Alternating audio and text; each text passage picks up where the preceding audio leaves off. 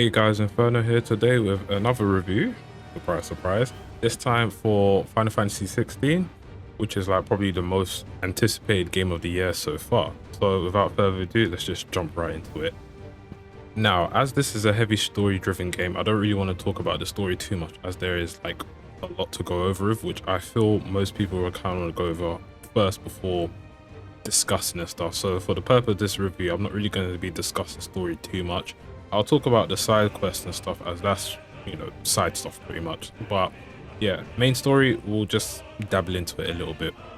Now, Final Fantasy 16 does not shy away from showing hard-hitting scenes, which is shown in the demo that we actually got to play a few weeks ago within like the first 2 hours. This continues on in the main game as Clive and Kronos make some serious decisions throughout the game, which some players might not agree with or would want to do it in a different way, which is what I questioned myself doing a lot when playing through the game.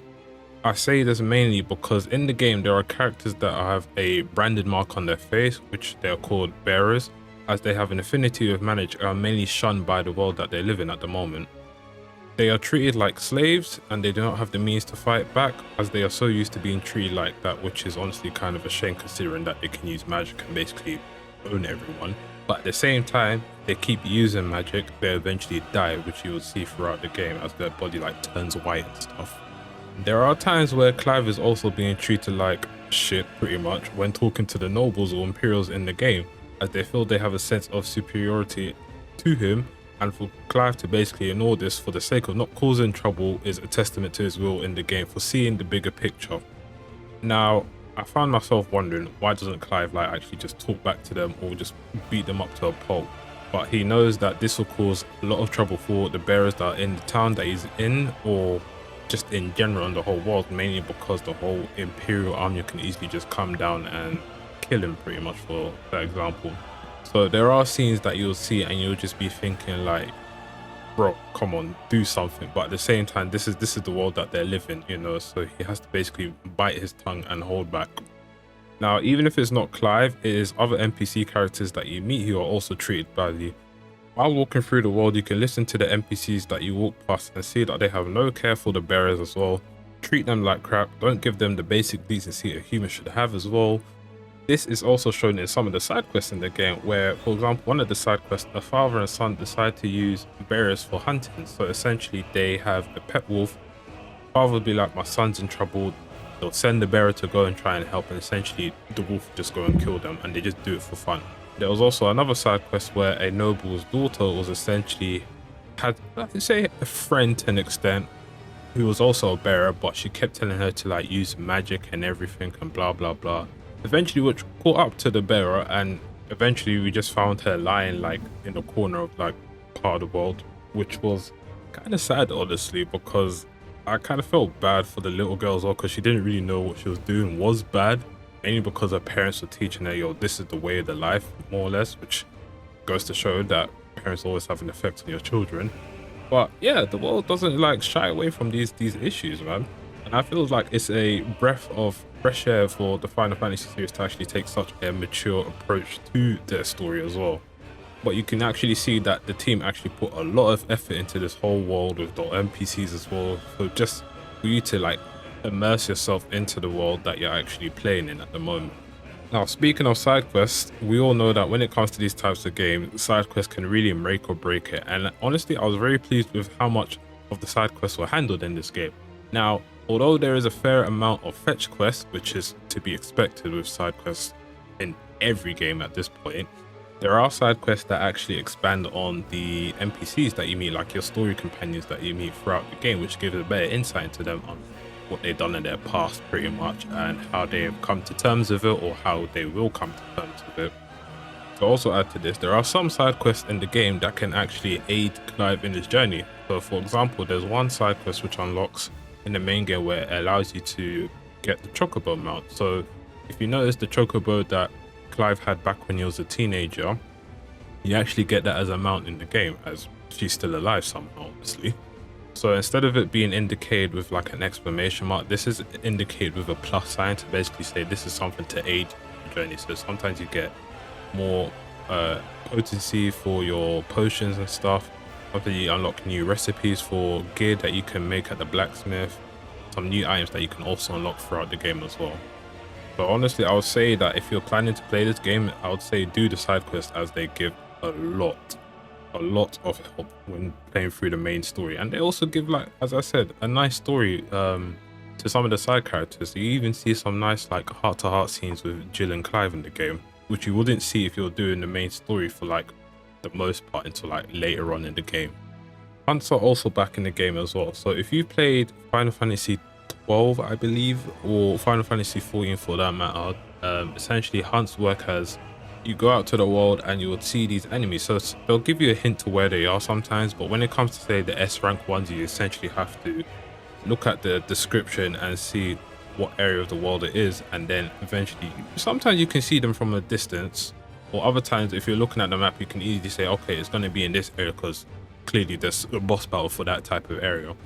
So essentially these enemies are reskins of the enemies that you'll face throughout the game. Sometimes you'll face these new enemies first in like the hunt format before you actually go and see them in the story like way later on, which is what I expected from some of them. Obviously these hunts enemies have, I wouldn't say new moves, but they have, I would say, a upgraded version of the moves that you'll see throughout the game. They do provide a bit of challenge, but honestly speaking, I didn't really have too much issues. I only died, say, once to the S rank, which was the Atlas. But apart from that, I literally first timed all the other ones, especially later on in the game when you have all the abilities that you can use to your disposal. It's like a cake and a walk pretty much. But overall, it was a nice experience. So for the story in itself, I would say I can't speak about it. I can, but I choose not to. It's just that I was very pleasantly surprised by it and I actually enjoyed it for the most part. I guess there were a few pacing issues here and there, which is always going to be an issue when it comes to these games, but it wasn't too bad to the point where I was like, yo, what the fuck is happening here, pretty much. Gameplay in Final Fantasy 16 was the main concern for everyone, as it was taking the action route again, and after what happened with Final Fantasy 15, you honestly can't blame people for being a bit concerned about it. The team really nailed the combat in this game, and while I'm a sucker for action games, I do know that there are some really bad ones out there. Now, this is not the case for Final Fantasy 16, especially as the DMC5 combat director was helping with this as well. While at the start of the game you're mainly limited to 2 icons, which does get a bit boring after a while, you unlock the 3rd icon, which is when you can really start putting in some combinations when going into combat. I kind of do wish that we could have gotten the 3rd icon a bit earlier, because the time you get it is like a good few hours after you get the 2nd one, like I'll say like 5-6 hours plus. Now, I found myself using Phoenix, Ramuh and Titan a lot, although I did use Garuda for a bit, mainly because that was the 2nd one you get in the game anyway, so I had to use it. I got Odin and Bahamut as well. Shiva was okay. Bahamut I didn't really use, mainly because the moves I don't think would have worked for like half the like fights in the game, mainly because most of these big enemies, they rarely stagger from like half your moves. So essentially his moves they're good for like the useless mobs and stuff to clean up quickly, but for like big mobs I honestly don't think it was that great. Odin's pretty good, especially when you upgrade some of the moves as well. So one thing to note is that if you upgrade moves, you get a version that gives out more damage to an extent, or extends the combo of that particular move as well. So for example, with Ramuh, I upgraded his Judgment Bolt to like the max. So instead of throwing 1 Judgment Bolt, he actually throws 2, so I'm dealing even more damage. And this can go for like all the other moves as well in the game. But I would say honestly, maybe Bahamut was probably the weakest one for me. Now obviously I didn't get too much time with it, so for whatever reason I could easily be wrong when other players go and get their hands on it. But I feel most people are still going to stick with Phoenix, mainly because of the dash. Ramuh, some people might stick with it mainly because of some of the moves he has, and obviously if you haven't upgraded the moves to like the max, then you can't assign them to say a different slot with a different icon on them. But yeah, I feel most people still stick with Phoenix and Titan. Those are probably like the go-to, and then after that they can just use whoever really. So probably Odin, maybe some people might have Shiva, some people might even still have Garuda because she's like a good AoE crowd control, even Bahamut to an extent. But the combinations are pretty much limitless at this point. So honestly, don't rush into like saying, oh, I'm just going to use this person, blah blah blah, because just take your time with all the icons, see which one fits well for whatever situation you're in, what goes well with what abilities as well. Bearing in mind, if you don't like the ability, you can refund it, which is a good thing, because I noticed some abilities I was not even using at all, to the point I was just like, no, let me just get my ability points back. So that's actually a nice feature that they added in. Onto Clive's abilities now. So there's only so much you can do in the game, considering that I guess they didn't want it to be too DMC where you have like a bunch of crazy combos that you can do. And let's be honest, if you could do all the stuff you can do in DMC, then it'll honestly just be a DMC game at that point with Final Fantasy skin over it. And it'll just make the game way easier than it is already. On that note, I kind of do wish there was one ability that you could learn, which was basically cancelling moves into a different type of move, which can be done with Odin's ability, one of his moves. But I kind of wish you could do it natively, but at the same time, I felt they realized that if we give the player a bit too much, then most of these boss battles or enemies and stuff are literally just going to be a cakewalk, which honestly, I don't blame them, but at the same time, this game is kind of a cakewalk already in itself. With the boss battles in the game, honestly, I was kind of blown away by some of them. They all have like their own unique elements to them, their own gimmicks to the fights as well. This is mainly with like the icon v icon battles, which is what they stated. They'll all be different in some way to an extent. While that is true, I feel the gameplay wise, you're not really doing too much difference in there. Now, when you're facing the dominance, however, that's where it's a bit different. So with Benedicta, you see she uses like a lot of wind moves and everything. With Hugo and the Titan, you can see that he's using like a lot of the lantern, his advantage pretty much. So some of these hitboxes for some of these moves actually take up like the whole arena. But yeah, overall the dominance fights were all pretty good overall. I feel some of them could have been slightly better, but for the most part I think they nailed them down. Now the icon battles, that's where like all the action is going into. Those were done really good, and the best one for me honestly was the Bahamut fight. Like that fight, I was like, holy shit, what the fuck is going on? Like this is some next, I don't even call it anime, this is like some next movie shit going on at this point really. Honestly, they done Bahamut really good in this game. They done a good justice to it, which I'm very happy for, because we all know Bahamut is like, you know, the top don pretty much when it comes to like summons and icons or whatever. The Typhon fight as well was pretty good as well. The OST for it, honestly, I think that was like my favorite one out of all of them. I might have to listen to the others again, but that Typhon one, I was like really getting into it. But enough about that. Honestly, battling icons was pretty simple. You literally just have your dodge, your attack, your magic button, and later on you actually learn some abilities as well. So you might have seen it in like some of the trailers and stuff, like where Ifrit learns Brimstone, for example. You learn that when facing Titan, which can be used to also deal more damage as well as negate damage as well from oncoming attacks, which the game actually explains when you're doing the fight anyway, so I won't go too much deeper into it. It's only when you go into the later icon fights where you actually do get another ability as well, but for the most part, fighting icons weren't too bad. It did feel a bit sluggish at times, mainly because of just how big they are, and dodging as well. Some of the hitboxes were a bit, I'll say, wonky to an extent. Maybe it was just me with bad timing, but I felt sometimes I should have dodged, but it just didn't like click with me for whatever reason, compared to like when you say using Clive or something. That seems a bit more fluid. So I kind of wish they kind of worked on the dodging aspect in the icon battles, but overall I don't have anything too bad to say about it. I think they've done a great job with it, except for one of the icons slash dominant fights, which was Odin. That fight, I actually felt they kind of messed up on that. It didn't feel, weren't too bad, but it didn't feel great at all. I think they just didn't do Odin no justice whatsoever, considering like how powerful he is in this game. Now, for all you hardcore fans out there, myself included, that want to no damage these boss fights, these can easily be done in this game. Now, obviously it might take a bit of time to get used to, mainly because you need to see all the moves, and considering that some of these fights actually have multiple phases, you kind of need to learn each and every one of them. Now, you do get to do retries in this game, so when you reach a certain point, there are checkpoints in these fights as well where you have full health and everything. Now, I do not know if that actually counts to you doing no damage or whatever. I haven't tried it, but maybe it might. If it does, I kind of think that's just a cheap way of doing it, honestly.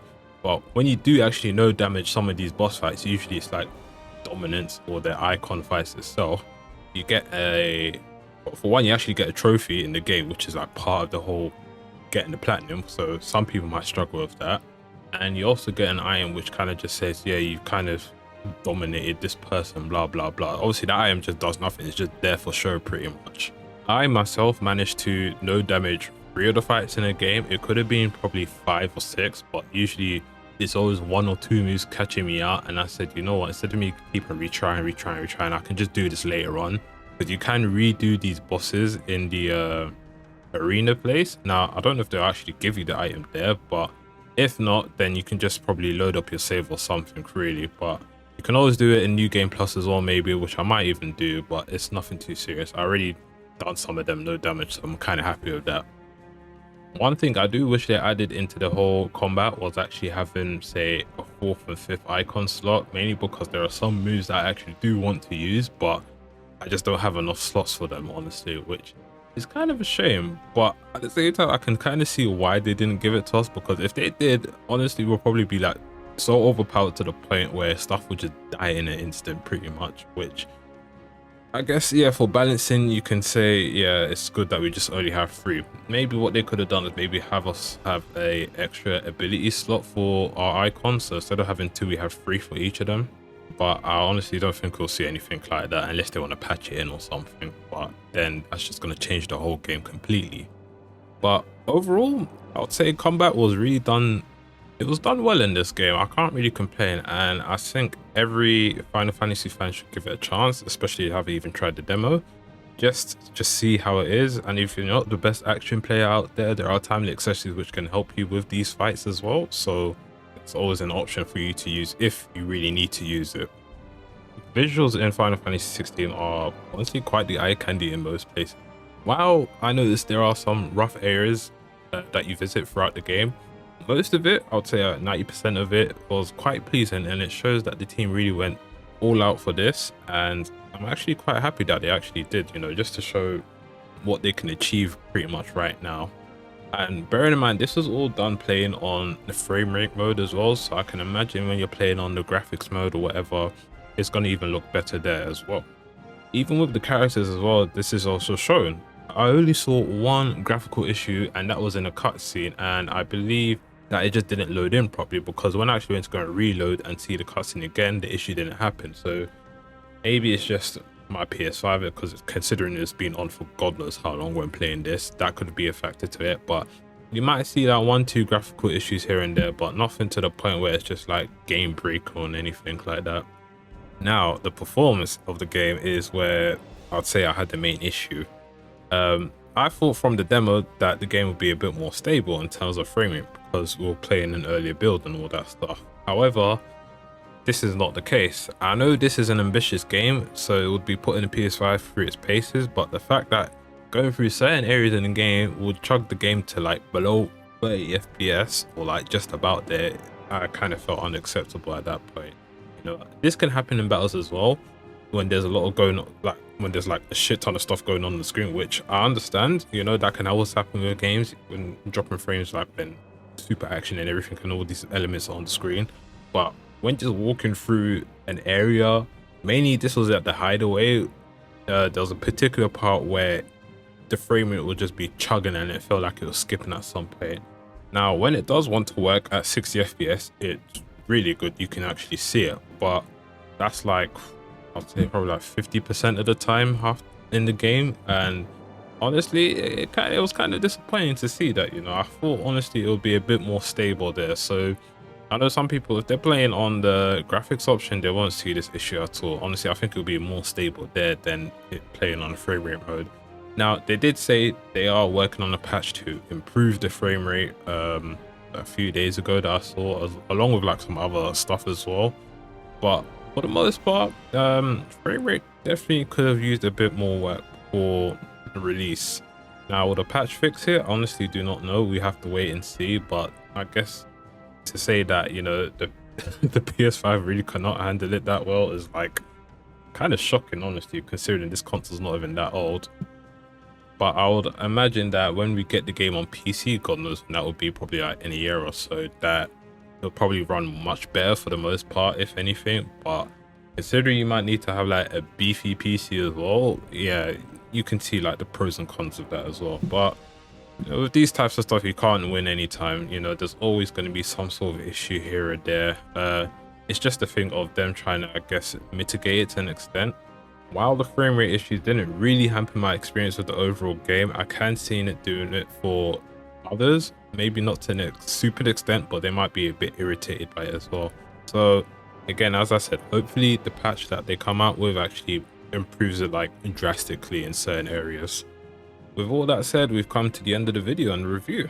So I'll say Final Fantasy 16 has been one of the best games that I've played this year, with a great story, great world, great side content for the most part, great music. So let's honestly give props to Soken, because that guy just seems to always produce some good OSTs all the time. And also it shows the series can actually go in the action direction for a mainline series, and while also having a mature story if done right, and make sure that they have enough time with it as well. The only thing that needs to be addressed, which is what I literally said earlier, was just the frame rate issues. And apart from that, yeah, I can honestly see this game winning Game of the Year this year, really. But we just have to wait and see for that. So yeah, if you guys enjoyed the review, leave a like. If you got any comments and stuff about the game, leave a comment. I'll get back to you on it as well, or hit me up on Twitter as well if you want to have something more specific.